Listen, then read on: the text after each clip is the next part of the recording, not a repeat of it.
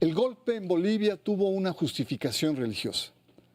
Los golpistas invocaron a Dios para legitimarse.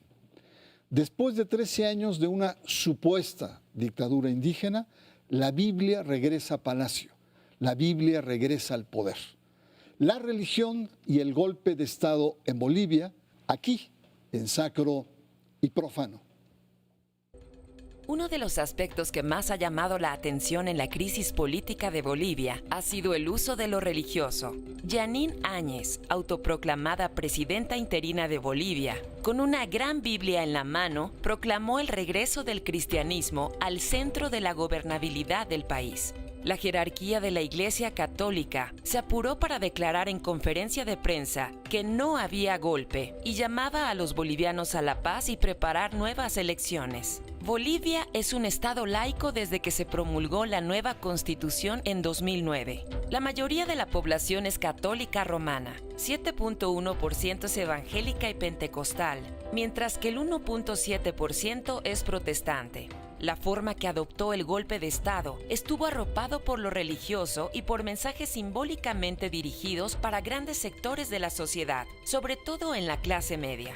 El ultraconservador Fernando Camacho, el llamado Bolsonaro boliviano, irrumpió en el abandonado Palacio Presidencial después de la renuncia del presidente Evo Morales el 10 de noviembre, con una Biblia en una mano y una bandera nacional en la otra. Camacho inclinó su cabeza en oración por encima del sello presidencial, cumpliendo su promesa de devolver a Dios al palacio de gobierno, y la deidad indígena, la Pachamama, nunca regresará al palacio, dijo, refiriéndose al espíritu de la Madre Tierra. Bolivia pertenece a Cristo. Hay una larga historia de vínculos en los golpes de Estado en América Latina y lo religioso.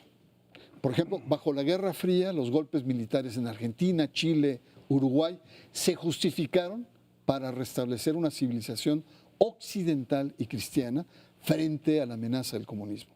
Ahí, sectores de la jerarquía legitimaron no solamente la dictadura, sino también la guerra sucia.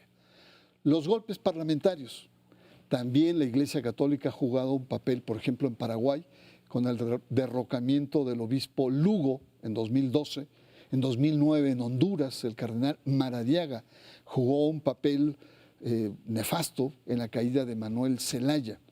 Los evangélicos también tienen responsabilidad, por ejemplo, la caída de Dilma Rousseff, la bancada pentecostal, propició la caída en aquel país sudamericano.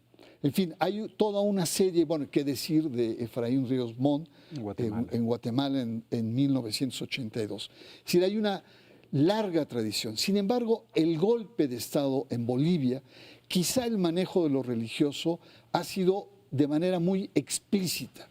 Ha sido un golpe de inspiración cristiana, podríamos decir. Muchas gracias por su presencia, Rubén. Al contrario. Un placer. Muchas gracias, Felipe Gaitán. Un placer.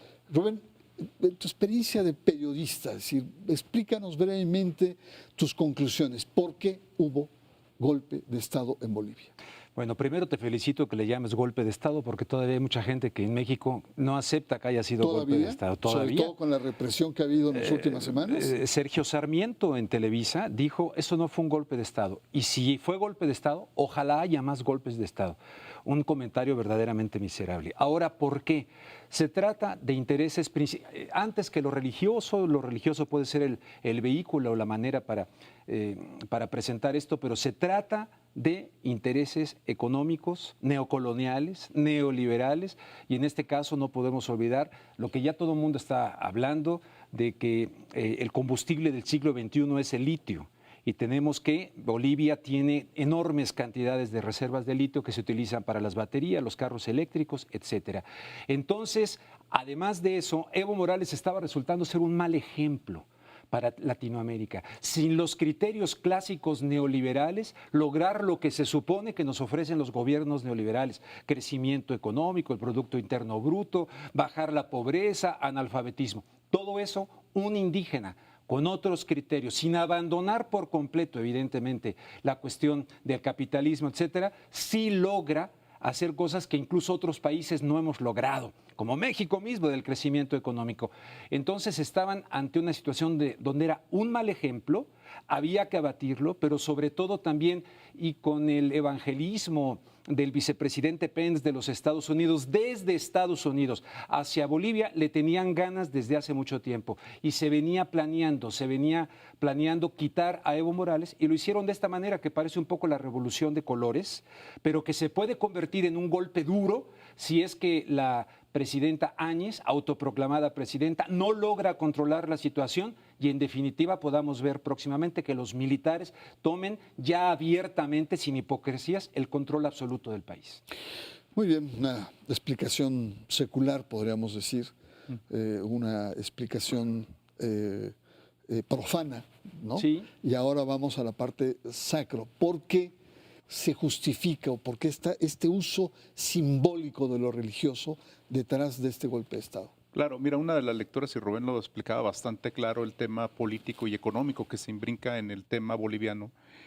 ¿Por qué aparecen los elementos religiosos? No surgen de la nada, han estado presentes, han estado latentes en la pugna, sobre todo en Bolivia, desde que llega Evo Morales con el tema de la reivindicación indígena, la Pachamama, todo este tema de los rituales indígenas, que fue muy incómodo, sobre todo a las élites blancas, empresariales, conservadoras, en Bolivia, en Santa Cruz, en La Paz, en Cochabamba, en Sucre y demás. Entonces ellos se sentían un poco relegados y se veían como una afrenta frente a estos rituales, pero no incidía tanto en el aspecto político. ¿Por qué surge? Precisamente en el ámbito propiamente de este golpe de Estado, este golpe institucional a una presidencia legitimada, por supuesto que estaba ahí, y que aparecen estos personajes como la presidenta o Camacho, este santacruceño, poniendo la Biblia o hablando en nombre de Dios, porque ninguno de los elementos, de los actores que estaban ahí, tenían la legitimidad política de asumir el poder y asumir el control político. Recurren al tema religioso precisamente en una legitimidad que no tienen, porque la presidenta no fue elegida ni siquiera por el Parlamento. Camacho representaba un grupo muy particular y recurren al tema, sobre todo religioso, para legitimar un control del Estado que en realidad no tienen de manera legítimamente política. Lo que llama la atención, y esto lo han discutido sobre todo colegas argentinos que dieron una clave interesante, Mariela Mosqueira, ¿por qué la Biblia y no un crucifijo o una virgen? La Biblia, los crucifijos y la Virgen María son elementos que están imbrincados con las tradiciones populares religiosas indígenas. La Biblia no. Oye, pero el crucifijo sí lo ha puesto la presidenta. Sí, pero ante los militares el crucifijo y ella. Claro, pero la primera imagen que entra es la Biblia, sí, no el crucifijo. Sí. Y ese es el punto de entrada de todos los elementos religiosos. Es decir, claro, que se demarca frente a lo indígena con ese símbolo. Con la Biblia particularmente. Y además lo dice explícitamente, es la Biblia que entra otra vez al palacio, la Biblia que entra al poder.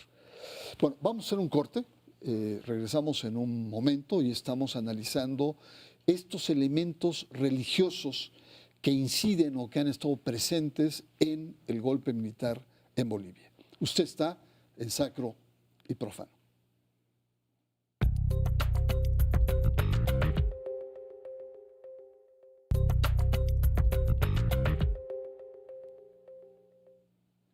Regresamos a Sacro y Profano. Nuestro tema esta noche es lo religioso en el golpe de Estado en Bolivia. Siendo un país con leyes laicas, la presidenta Jeanine Áñez justifica los usos políticos de la Biblia y de la religión. Veamos en este video la respuesta frente a una constitución laica. Lo de volver la Biblia al palacio, ¿qué fue eso? Una manifestación de fe. Cuando Evo Morales entró a gobernar, él es un hombre ateo, entonces no quería todo lo relacionado con las iglesias y con la fe. Y nosotros somos unas mujeres de fe. Los bolivianos somos personas de fe y para nosotros era de mucho significado que en el Palacio esté la Biblia como una manifestación de reconciliación, además entre bolivianos, pero como una manifestación de fe hacia Dios, a nuestra creencia. Todavía Bolivia es un estado laico bajo la Constitución, ¿no? Pero es que eso fue una impostura del movimiento al socialismo. Hay que tener en cuenta de que ellos abusaron durante todo este tiempo de imponer a los bolivianos porque tenían los votos en el Parlamento. Pero acá nosotros en el país somos el 80% personas de fe. Pero en el Parlamento lo que cuentan son los votos. Y los 2/3 generosamente se los dio el pueblo boliviano a Evo Morales, pero no lo supo capitalizar en el tiempo porque ya había un hartazgo de la población. Porque si usted se fija en todos los gobiernos del socialismo del siglo XXI, tienen el mismo patrón de conducta, llegan con mecanismos democráticos al poder, después se apoderan de todas las instituciones, después restringen libertades y después lo que quieren es perpetuarse en el poder. Felipe Gaitán, ¿cómo reaccionas frente a esta justificación que hace la presidenta autonombrada, La presidenta presidencia de facto. Sí. Yo quisiera señalar algo y me ha tocado estar en varias ocasiones en Bolivia discutiendo este tema de la laicidad, este tema con parlamentarios, con organizaciones civiles, con Tania Nava, que es la representante de Católicas por el Derecho a Decidir, con Pablo Bustillos y otros colegas, sobre todo porque no se ha entendido el tema del Estado laico. Como vimos, la presidenta dice, ateo es Evo Morales, que llegó a la presidencia. Evo Morales nunca fue ateo. Pero no se entiende esta lógica de la laicidad. La laicidad implica esta convivencia de los diferentes en un espacio público, pero para los grupos más conservadores implicó el desplazamiento de las tradiciones católicas o cristianas en este caso, por rituales que ellos le llaman del diablo o de la maldad, que son los rituales indígenas. Y ellos pensaron que había una sobreposición de los rituales indígenas a la Pachamama por encima del Cristo, cuando nunca fue así. Y otro de los debates que se dio durante mucho tiempo fue el tema del aborto y el tema de los matrimonios igualitarios, que lo impulsaron los grupos feministas en el Congreso y para los grupos conservadores resultó sobre todo una afrenta y empezó una pugna. Estuve en agosto pasado y en todos los municipios y en La Paz particularmente había este debate. ¿Por qué vamos a permitir matar a inocentes si en realidad lo que debe previvir es la vida? Es un debate falso, por supuesto. Y la presidenta establece una línea también falsa. Pensar que valores católicos son iguales a valores morales verdaderos, eso es un discurso falaz. Si entiendo bien, entonces, para la manipulación ideológica que hace es que lo laico es lo ateo, sí, lo antirreligioso. Y bueno, y que se ve también en el caso de este personaje, Fernando Camacho, que es el otro gran actor en el golpe de Estado, católico también, y que ha hecho actos de exorcismos. Ubícanos más sobre este personaje, Fernando Camacho, Rubén. Nada más te agrego antes algo de eso. Somos de fe. Oye, fe es dar un decreto para darle impunidad a las fuerzas del orden y que puedan matar a los opositores. Fe, a la luz del cristianismo, es acusar de sedición a los periodistas y que tengan que salir como salieron argentinos a refugiarse en la embajada. En fin, eso respecto a la presidenta de facto, que no la soporto. Pero luego este otro personaje que tampoco lo soporto por hipócrita, que además tiene una herencia golpista porque su padre fue paramilitar de Hugo Banzer, el dictador boliviano Hugo Banzer. Y luego él, siendo católico, pues también se llena la palabra constantemente de Dios, de Dios, de Dios. Sin embargo, está apoyando como ideólogo del golpe de Estado y apoyado también desde los Estados Unidos, hay que decirlo, ¿verdad? Está apoyando una serie de crímenes que no deben de quedar impunes. Un hombre que ha contado con el apoyo también de la Organización de los Estados Americanos como brazo de los Estados Unidos para realizar este golpe, porque además ya hubo una organización estadounidense que ha investigado la presunta acusación de fraude de la OEA y no se documenta tal fraude, se documentan anomalías. Pero este personaje... Irregularidades. Irregularidades, ¿no? Pero volviendo al personaje verdaderamente siniestro que Exorcismo, hace se atreve exorcismos. a encabezar un exorcismo. El video está en el periódico El País, lo subió al periódico El País, y al grado de decir levante la mano y que salga Satanás de Bolivia, cuando lo verdaderamente satánico sería lo que están haciendo, utilizando la religión como aquellos, ¿verdad? La famosa frase aquella de que cuando llegaron nosotros teníamos la tierra y ellos la Biblia. Nos invitaron a orar, hermanos, cerremos los ojos, y cuando los abrimos, nosotros teníamos la Biblia y ellos tenían la tierra. Pues este cuate está involucrado en la industria del gas, en los recursos naturales, en las grandes corporaciones, y van tras la lana, tras el billete, tras la plata. Y es provida y es un católico intransigente, Además, integralista. este ejercicio de exorcismos son muy simbólicos porque empieza a permear, Claro. empieza a permear en la sociedad. Lo que hemos visto también en videos es grupos de policías orando antes de ir a la represión como si los acompañara directamente. Felipe, háblanos del episcopado boliviano. El episcopado boliviano se había estado ausente, había tenido bajo perfil, se da el golpe y señalan, no hubo golpe acá, ¿no? Pedimos la paz y queremos además que se convoquen elecciones. Fíjate que ¿Cuál es el papel de los obispos? el episcopado, sobre todo boliviano, es un episcopado muy conservador, pero que no aparece tanto, hasta ahora aparece en la primera línea ya públicamente, pero con Evo Morales siempre había estado atrás, había estado permanentemente como tratando de negociar y no se había confrontado con Evo Morales siendo presidente. Y más bien negociaba con estos grupos, a través de estos grupos conservadores. Y lo que llama la atención es que durante la crisis que hubo con Evo Morales en la presidencia, el episcopado no dijo una sola palabra. Cuando se da el golpe de Estado, aparece el episcopado y llama a la reconciliación. Es curiosamente el papel de la Iglesia Católica validando un golpe de Estado y no llamando previamente a una conciliación cuando estaba la crisis. Como anécdota, el poder que ejerce sobre todo la Iglesia Católica, cuando Mesa era presidente, hubo la propuesta de impulsar el tema del aborto. Y entonces Mesa lo tenía el decreto en su oficina. Y esa noche fueron a visitarlo todo el episcopado. Le dijeron, si lo aprueba, aténgase a las consecuencias. Y al día siguiente desapareció o no se aprobó el decreto. No, hay dos imágenes ahí en el episcopado. Uno es el cardenal Terrazas, histórico, enfrentado incluso a Evo Morales en diferentes momentos. Pero la otra es el clic que hizo el Papa Francisco con Evo Morales cuando visitó Bolivia. Y ahí eso atemperó mucho la postura, digamos, antagónica de los obispos. Quisiera preguntarte, sobre todo, Rubén, en tu experiencia de periodista, de analista, que ya desde larga data, ¿cómo ves esto de lo religioso? ¿Cómo ves esta justificación ideológica, política de lo religioso, como en ningún otro golpe se ha dado en América Latina? Lo veo como hipócritas, sepulcros blanqueados, raza de víboras, así lo veo.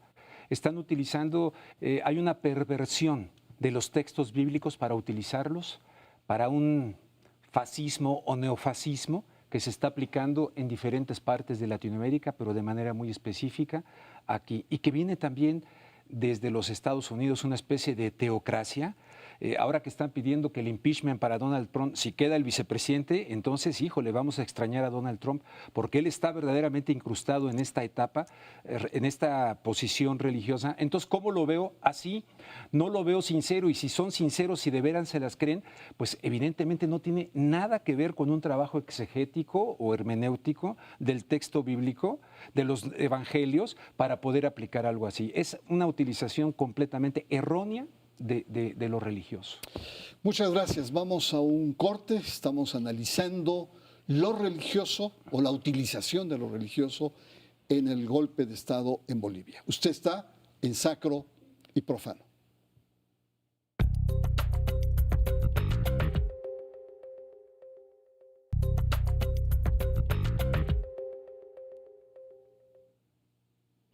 Regresamos. El uso político de lo religioso en el golpe de Estado de Bolivia es el tema, y vamos cerrando, y estamos viendo cómo las tensiones en los últimos días han ido creciendo, se han ido agravando los conflictos, hay una lucha, una resistencia, sobre todo indígena, y la represión se ha venido agudizando. Rubén Longas, agradezco tu presencia Al aquí en contrario, Sacro muchas gracias y a ti. Profano. ¿Qué escenario ves? Es decir, ¿qué salidas tiene esta crisis? Mira, o se convocan elecciones y se realizan elecciones con la participación de organizaciones como la Fundación Carter y organismos, la misma ONU, etcétera, que garanticen unas elecciones. Si no se logra eso, veo el riesgo o bien de guerra civil en Bolivia o de plano de que se quiten la máscara los militares, que de la sugerencia de que vaya ese señor Evo Morales, pasen definitivamente a tomar el control total. De hecho, lo tienen ahorita. Esta presidenta es una muñequita que pusieron ahí, un títere. Entonces, está toda esta ideología detrás, pero están los militares. Entonces veo la dictadura descarada, militar, guerra civil o la única salida que hay a través de una convocación internacional para convocar a unas elecciones creíbles. ¿Tú ves el regreso pronto de Evo Morales a Bolivia? Él, de hecho, quiere regresar, aunque ha dicho que ya no como candidato, pero evidentemente su presencia, porque uno de los errores tal vez de Evo Morales, fíjate, en Venezuela han tratado de convencer a los militares de que ya derroquen a Maduro. No han podido convencerlos, ahí están hasta hoy. ¿Qué pasó con Evo Morales que a fin de cuentas no logró tejer una confianza para que si llegara una situación de esta naturaleza con personas como Calimán, que fue entrenado en la Escuela de las Américas en los Estados Unidos, ¿verdad? ¿Qué falló ahí? Bueno, el caso está que él quiere regresar para convocar a las personas que lo apoyan para dirigirlos hacia una posible elección, pero en la línea de sucesión, ¿realmente Evo Morales ha dejado un sustituto fuerte? ¿No? Y aparte su sector va a estar muy debilitado, muy desgastado con todas estas violaciones a los derechos humanos que en contra de muchos de ellos se están cometiendo. Muy bien, muchas gracias, Rubén. Bueno, como sociólogo, como analista en temas religiosos, Felipe Gaitán, ¿qué lecciones te deja este golpe? Bueno, primero la lección de Bolivia es el matiz o el prisma por el elemento religioso presente, más bien justificar un tema político, de una crisis política y de un posicionamiento de grupos conservadores que utilizan la religión para legitimar sus propios intereses. Lo que veo riesgoso aquí es una guerra, un combate de imágenes, porque se van a radicalizar los cristianos evangélicos católicos con respecto a las comunidades indígenas, que es la mayoría de la población en Bolivia, con esta idea de las imágenes. Va a haber una guerra de las imágenes, va a haber un combate de las imágenes, y no seamos ingenuos, porque en el mundo académico a veces pensamos que no todos los evangélicos son conservadores, por supuesto que no, pero los que están en política sí lo son. No todos los evangélicos no juegan, ni todos los católicos juegan, pero los que juegan políticamente en el escenario boliviano en este momento sí son conservadores. Entonces, en ese sentido, lo que vamos a ver es un uso constante de lo religioso como una legitimación que está por encima de las diferencias y de la cuestión política, y sobre todo una simbología que va a intentar unir, pero eliminar todas las diferencias. Lo indígena va a desaparecer, o lo intentan desaparecer en esta discusión del nuevo Estado boliviano de facto. Pues muy bien, pues yo les agradezco mucho su presencia aquí en Sacro y Profano. Gracias, Felipe. Yo creo que los escenarios están abiertos, es un escenario de guerra civil, de endurecimiento del golpe de Estado, un proceso de diálogo, de apertura y de elecciones prontas, ¿no? De nuevos mandatos, pero sí, el tema religioso queda ahí como algo que está permanente en América Latina, que es esta emergencia política, sea por el lado católico, sea por el lado evangélico pentecostal, pero se mantiene como una especie de acechanza que tenemos que tener mucho cuidado, tenemos que tener mucha atención en nuestro propio contexto mexicano, porque hay muchas lecciones que podemos las sacar presiones que a puedan México. venir para el gobierno de López Obrador por tener a López, es decir, a Evo Morales aquí en México. Imagínate, no haber reconocido a Guaidó, las presiones que para México también puedan venir es otro escenario muy importante. De hecho, ya hay una discusión tremenda, ¿no? Porque ya viene la hija de Evo Morales también para acá, vienen otros en calidad de refugiados. Muy bien, pues nos encontramos la próxima semana. Soy Bernardo Barranco y concluimos esta emisión de Sacro y Profano.